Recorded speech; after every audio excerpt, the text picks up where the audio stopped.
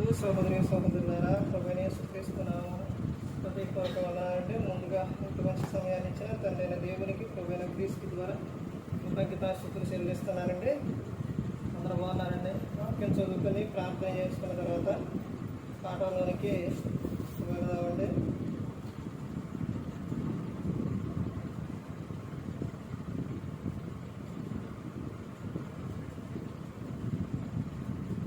యోహాను గారు రాసిన సువార్త 14వ అధ్యాయం. యోహాను గారు రాసిన సువార్త 14వ అధ్యాయం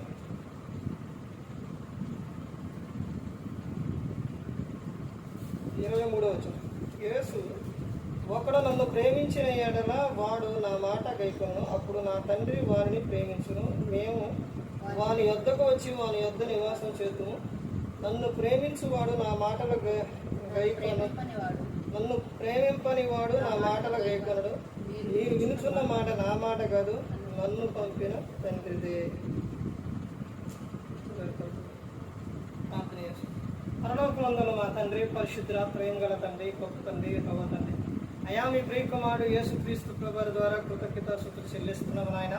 కూడికంతట్లో మీరే నడిపించండి. వాక్యం బోధించుండగా ఈ లోక సంబంధమైన జ్ఞానంతో కాకుండా మీ జ్ఞానంతో మాట్లాడే భాగ్యం దయచేస్తారని మా ప్రభువైన యేసుక్రీస్తు నామమున వేడుకుంటున్నాం తండ్రి.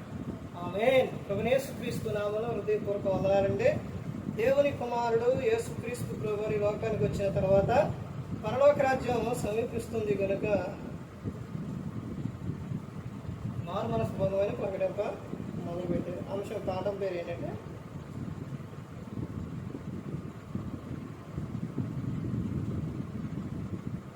ఎవరు క్రీస్తు మాట విను. ఇదే పాఠం పేరు. ఎవరు క్రీస్తు మాట వినును. వినును ఎవరింటారు? ఇది ఒక ప్రశ్న ఎలాంటిది అని అంటే, ఈ రోజున చాలా మందికి తెలిసిన విషయమే, తెలియని విషయమా? తెలియని విషయమే. ఏంటి తెలియని విషయం? ఎవరు క్రీస్తు మాట వింటారు? ఎవరు వింటారు క్రీస్తు మాట? పోనీ మీరంటున్నారా? వింటున్నారా?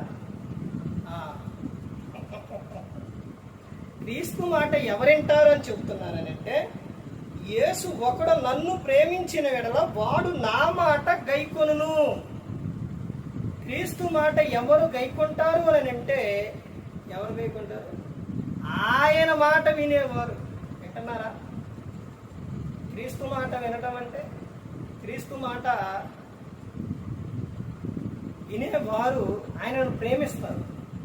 ఇప్పుడు ఒక వ్యక్తి ఇష్టమైతే ఆ వ్యక్తితోనే ఎక్కువగా ఏం చేస్తారు? మాట్లాడతారు. ఈ రోజున ఒక విధానం ఏంటి అని అంటే, స్త్రీలు ఎక్కువగా పురుషులతో ఫోన్ మాట్లాడుతూ ఉంటారు. అది అది చాలా భయంకరమైన విషయం. అలా అది మాట్లాడటం అనేది అది అన్ని విధాలుగా మంచిది కాదు. నువ్వు ఎక్కువగా ఎవరిని ఇష్టపడాలి, ఎవరిని ప్రేమించాలి అనంటే దేవుణ్ణి, స్త్రీ అయితే భర్తనే, భర్త అయితే భార్యని. కానీ ఈ రోజున అలా లేదు. ఎవరు ఫోన్ చేస్తే వాళ్ళతో గంటల గంటలు మాట్లాడటమే. ఏమన్నా ఏంటో మాట్లాడితే వ్యర్థమైన మాటలు, పనికొచ్చే మాటలు కాదు. ఇక్కడ ఎవరు క్రీస్తు మాట కైకొంటారు, వింటారు అని అంటే, ఆయన మాట వినేవారు, ఆయనను ప్రేమించేవారు. మరి ఆయనను ప్రేమించకపోతే ఆయన మాట వినరానంటే వినరని చెబుతున్నారు.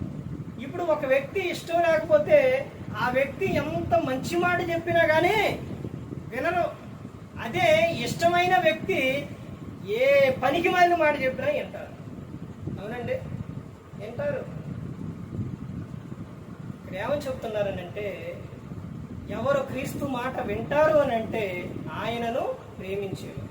ఎవరు ఆయన మాట వినరు అంటే ఆయనను ప్రేమింపని వారు ఆయన మాట వినరు. అందుకని క్రీస్తు మాట వింటే నిత్య జీవం, క్రీస్తు మాట వినకపోతే నరకం. నీకేది కావాలి? పరలోకం కావాలంటే క్రీస్తు మాట వినండి.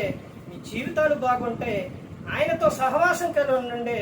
లోకం విడిచినట్టు పరలోకానికి చేరుకుందాం. ఏ ఒక్కరు కూడా నశించి నరకానికి వెళ్ళిపోకూడదని యేసుక్రీస్తు ప్రభువారు ఈ లోకానికి వచ్చి మనందరి కోసం సిలువలో తన ప్రాణాన్ని పెట్టి ఉన్నారు. మరి ఈ విధంగా నేను పెట్టి మాట్లాడించిన తండ్రి అనే దేవునికి కృతజ్ఞతాస్తుతులు చెల్లిస్తూ ఇంతవరకు శ్రద్ధగా ఉన్న మీకు ప్రభు పెట్టిన హృదయపూర్వక వందనాలు చెల్లిస్తూ ఈ మాటలు అందరికీ